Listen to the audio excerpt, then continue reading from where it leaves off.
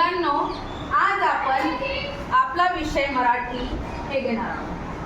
तर मी तुम्हाला काही प्रश्न विचारणार आहे. त्यांनी तुम्हाला ज्यांना येत असेल त्यांनी फक्त हात वरती करायचं आणि उत्तरं द्यायची. ठीक आहे. मला सांगा, तुम्ही पाहिले या चित्रामध्ये तुम्हाला काय दिसत आहे? या चित्रामध्ये मीनूला 2 पिसे भेटली.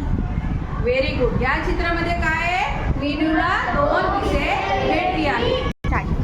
आता इथं आहे आपलं दुसरं चित्र. दुसऱ्या चित्रासाठी मी बोलवणार आहे कार्तिकला. कार्तिक पुढे ये.